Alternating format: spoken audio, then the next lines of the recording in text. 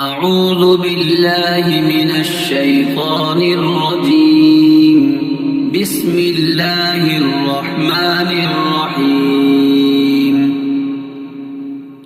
ياسين والقرآن الحكيم إنك لمن المرسلين على صراط مستقيم. تنزيل العزيز الرحيم لتنذر قوما ما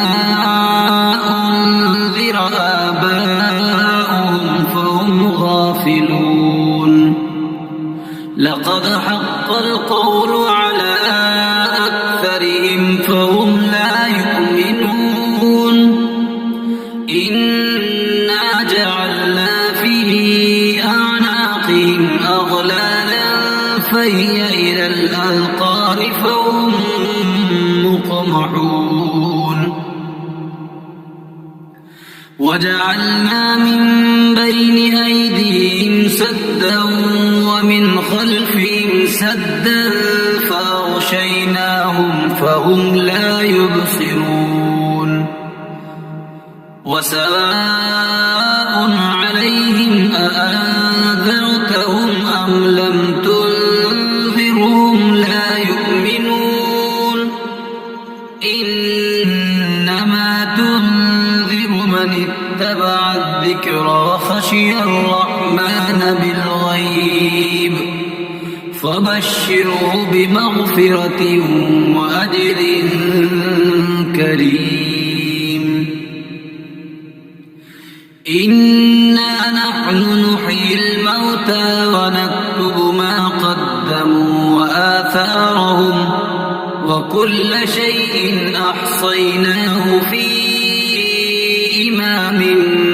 مبين. واضرب لهم مثلا أصحاب القرية إذ جاء المرسلون إذ أرسلنا إليهم اثنين فكذبوهما فعززنا بثالث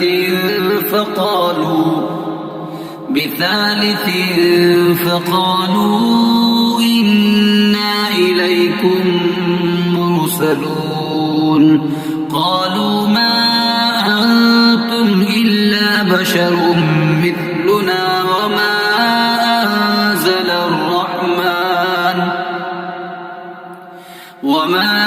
أنزل الرحمن من شيء إن أنتم إلا تكذبون. قالوا ربنا يعلم إنا إليكم لمرسلون وما علينا إلا البلاغ المبين. قالوا إنا تطيرنا بكم لئن لم تنتهوا لنرجمنكم وليمسنكم منا عذاب أليم. قالوا طائركم معكم أئن ذكرتم بل أنتم قوم مسرفون. وجاء من أقصى المدينة رجل يسعى قال يا قوم اتبعوا المرسلين. اتبعوا من لا يسألكم أجرا وهم مهتدون. وما لي لا أعبد الذي فطرني وإليه ترجعون. أتخذ من دونه آلهة إن يردني الرحمن بضر لا تغن عني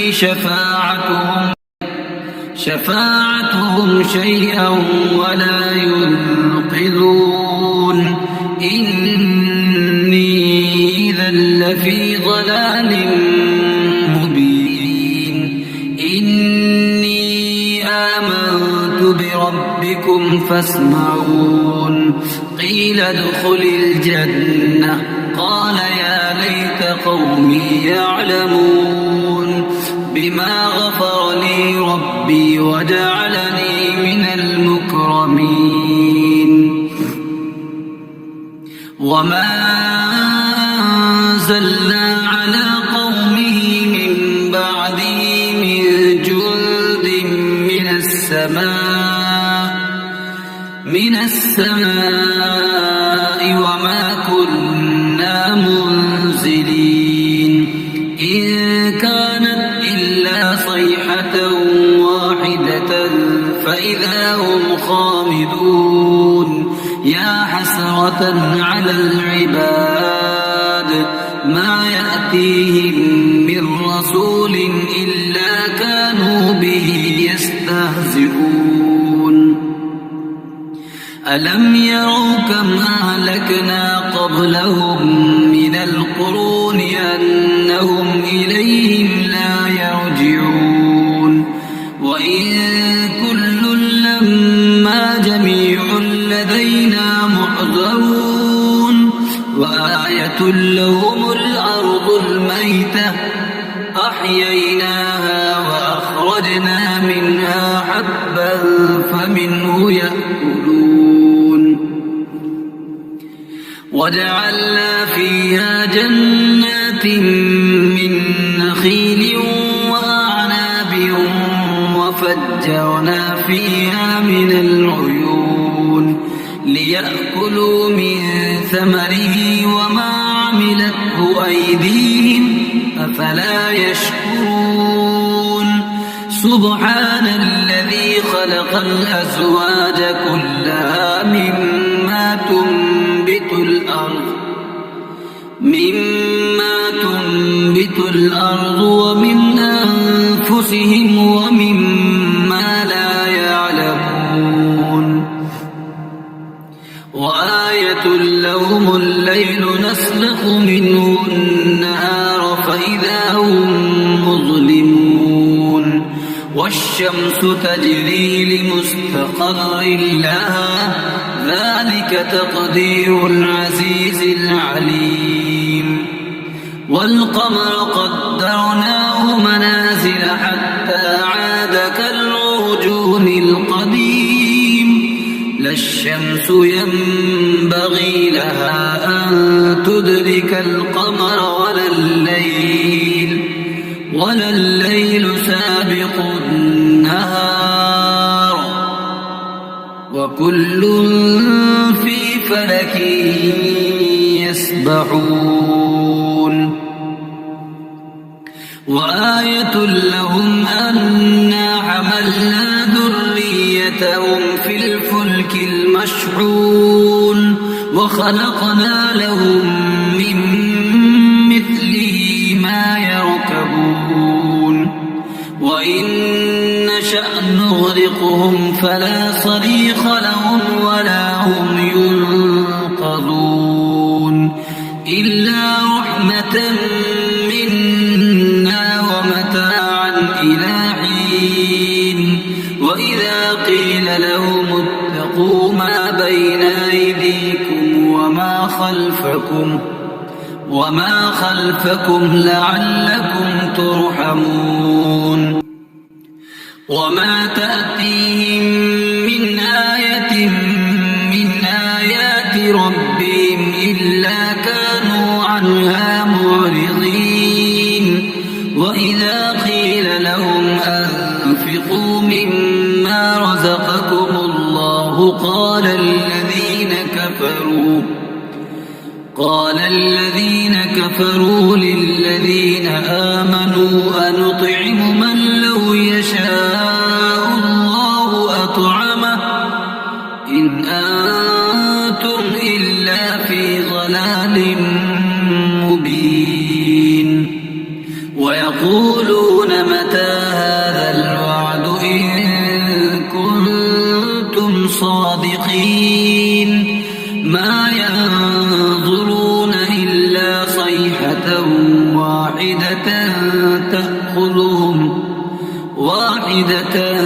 تأخذهم وهم يخصمون فلا يستطيعون توصية ولا إلى أهلهم يرجعون ونفخ في الصور فإذا هم من الأجداث إلى ربهم ينسلون قالوا يا ويلنا من بعثنا من مرقدنا هذا ما وعد الرحمن وصدق المرسلون إن كانت إلا صيحة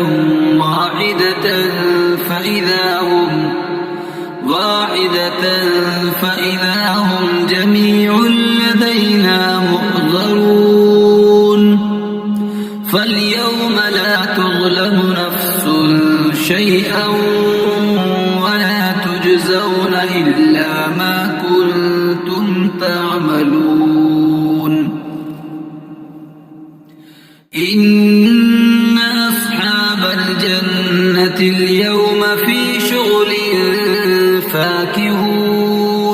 هم وأزواجهم في ظلال على الأرائك متكئون لهم فيها فاكهة ولهم ما يدعون سلام قولا من رب رحيم وامتازوا اليوم أيها المجرمون ألم أعهد إليكم يا بني آدم ألا تعبدوا الشيطان إنه لكم عدو مبين وأن اعبدوني هذا صراط مستقيم ولقد أضل منكم جبلا كثيرا أفلم تكونوا تعقلون هذه جهنم التي كنتم توعدون اصلوها اليوم بما كنتم تكفرون اليوم نختم على أفواههم وتكلمنا أيديهم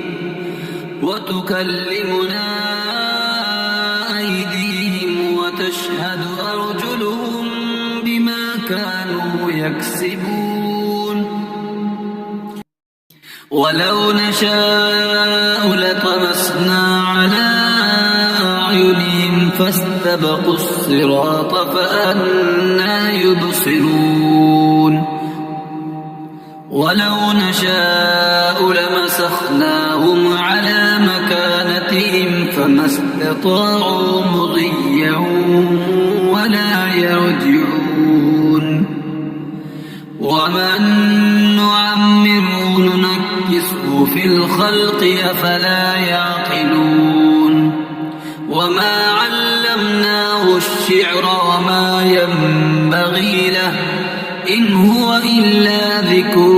وقرآن مبين لينذر من كان حيا ويحق القول على الكافرين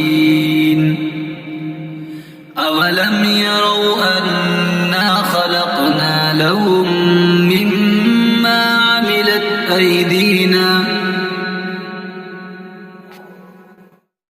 مما عملت أيدينا أنعاما فهم لها مالكون وذللناها لهم فمنها ركوبهم ومنها يأكلون ولهم فيها منافع ومشارب أفلا يشكرون واتخذوا من دون الله آلهة لعلهم ينصرون لا يستطيعون نصرهم وهم لهم جند محضرون فلا يحزنك قولهم إنا نعلم ما يسرون وما يعلنون أولم ير الإنسان أنا خلقناه من نطفة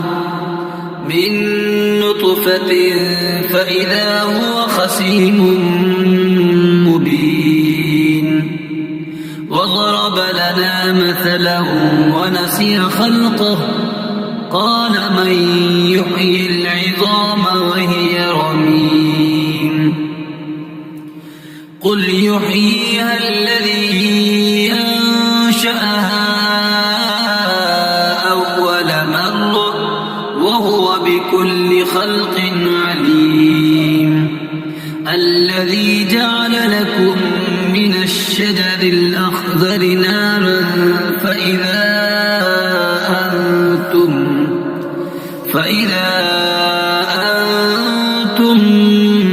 منه توقدون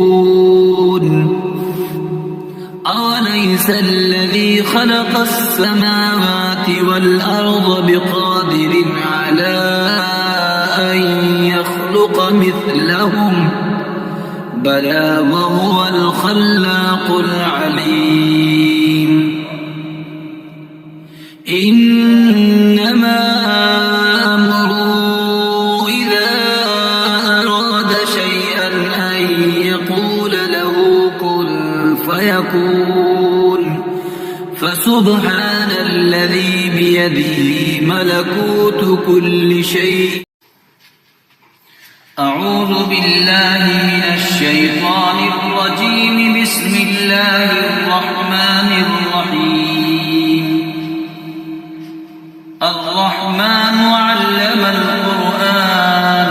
خلق الإنسان علمه البيان الشمس والقمر بحسبان والنجم والشجر يسجدان والسماء رفعها ووضع الميزان ألا تطغوا في الميزان وأقيموا الوزن بالقسط ولا تخسروا الميزان والأرض وضعها للأنام فيها فاكهة والنخل ذات الأكمام والحب ذو العصف والريحان فبأي آلاء ربكما تكذبان خلق الإنسان من صلصال كالفخار وخلق الجان من مارج من نار فبأي آلاء ربكما تكذبان رب المشرقين ورب المغربين فبأي آلاء ربكما تكذبان مرج البحرين يلتقيان بينهما برزخ لا يبغيان فبأي آلاء ربكما تكذبان يخرج منهما اللؤلؤ والمرجان فبأي آلاء ربكما تكذبان وله الجوار المنشآت في البحر كالأعلام فبأي آلاء ربكما تكذبان كل من عليها فان ويبقى وجه ربك ذو الجلال والإكرام فبأي آلاء ربكما تكذبان يسأله من في السماوات والأرض كل يوم هو في شأن فبأي آلاء ربكما تكذبان سنفرغ لكم أيها الثقلان فبأي آلاء ربكما تكذبان يا معشر الجن والإنس إن استطعتم أن تنفذوا من أقطار السماوات والأرض فانفذوا لا تنفذون إلا بسلطان فبأي آلاء ربكما تكذبان يرسل عليكما شواظ من نار ونحاس فلا تنتصران فبأي آلاء ربكما تكذبان فإذا انشقت السماء فكانت وردة كالدهان فبأي آلاء ربكما تكذبان فيومئذ لا يسأل عن ذنبه إنس ولا جان فبأي آلاء ربكما تكذبان يعرف المجرمون بسيماهم فيؤخذ بالنواصي والأقدام فبأي آلاء ربكما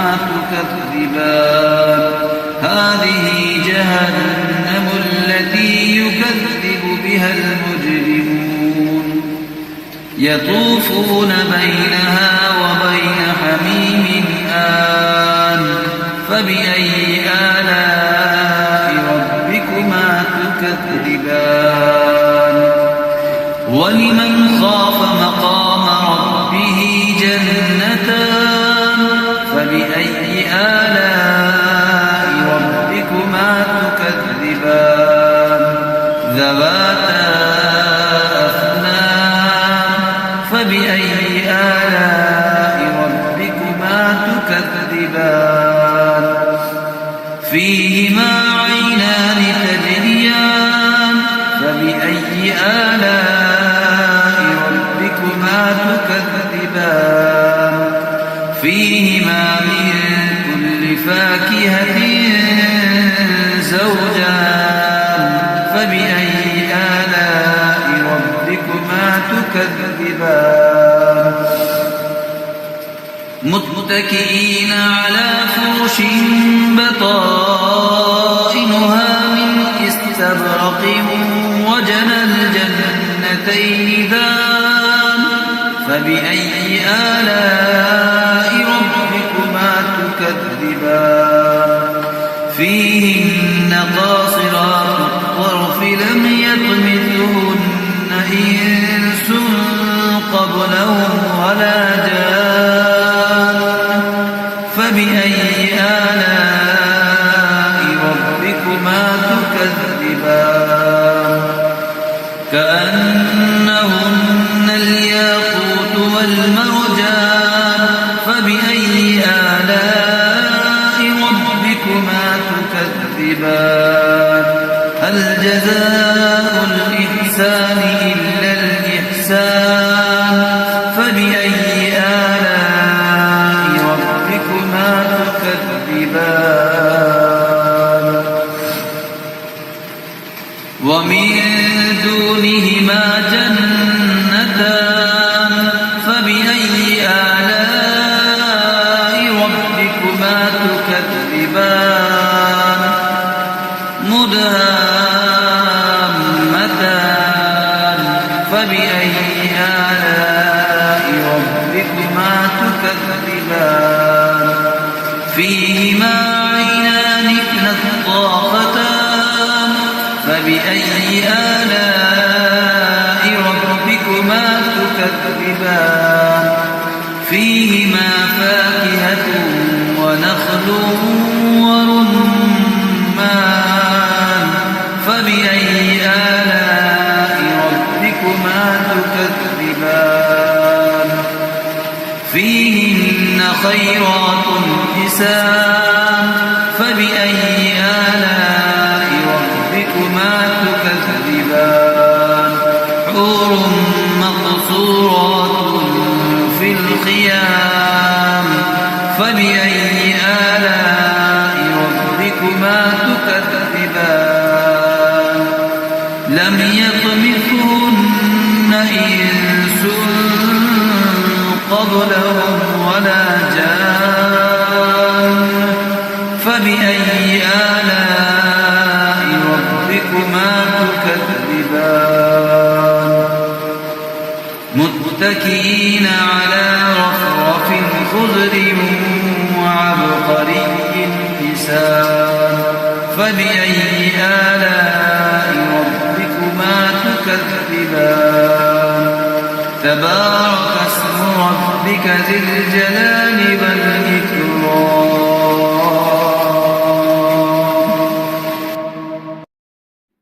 أعوذ بالله من الشيطان الرجيم بسم الله الرحمن الرحيم تبارك الذي بيده الملك وهو على كل شيء قدير الذي خلق الموت والحياة ليبلوكم أيكم أحسن عملا وهو العزيز الغفور الذي خلق 7 سماوات طباقا ما ترى في خلق الرحمن من تفاوت فارجع البصر هل ترى من فطور ثم ارجع البصر كرتين ينقلب إليك البصر خاسئا وهو حسير ولقد زينا السماء الدنيا بمصابيح وجعلناها رجوما للشياطين وأعتدنا لهم عذاب السعير وللذين كفروا بربهم عذاب جهنم وبئس المصير إذا ألقوا فيها سمعوا لها شهيقا وهي تفور تكاد تميز من الغيظ كلما ألقي فيها فوج سألهم خزنتها ألم يأتكم نذير قالوا بلى قد جاءنا نذير فكذبنا وقلنا ما نزل الله من شيء إن أنتم إلا في ضلال كبير وقالوا لو كنا نسمع أو نعقل ما كنا في أصحاب السعير فاعترفوا بذنبهم فسحقا لأصحاب السعير إن الذين يخشون ربهم بالغيب لهم مغفرة وأجر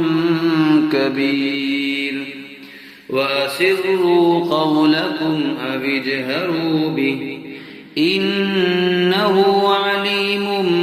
بذات الصدور ألا يعلم من خلق وهو اللطيف الخبير هو الذي جعل لكم الأرض ذلولا فامشوا في مناكبها وكلوا من رزقه وإليه النشور أأمنتم من في السماء أن يخسف يخسف بكم الأرض فإذا هي تمور أم أمنتم من في السماء أن يرسل عليكم حاصبا فستعلمون كيف نذير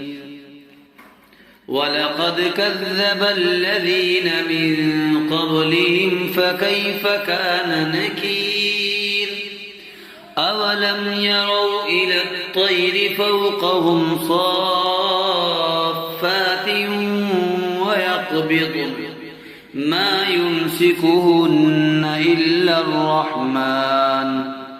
إنه بكل شيء بصير أمن هذا الذي هو جند لكم ينصركم من دون الرحمن إن الكافرون إلا في غرور أمن هذا الذي يرزقكم إن أمسك رزقه بل لجوا في عتب ونفور أفمن يمشي مكبا على وجهه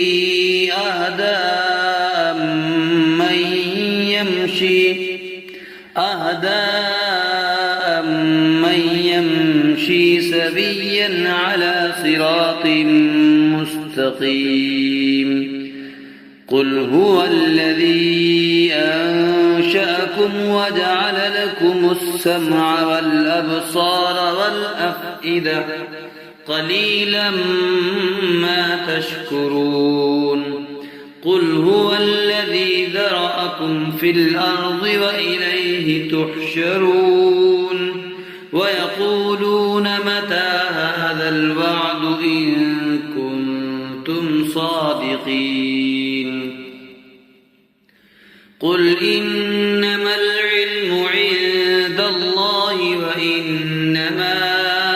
أنا نذير مبين فلما رأوه زلفة سيئت وجوه الذين كفروا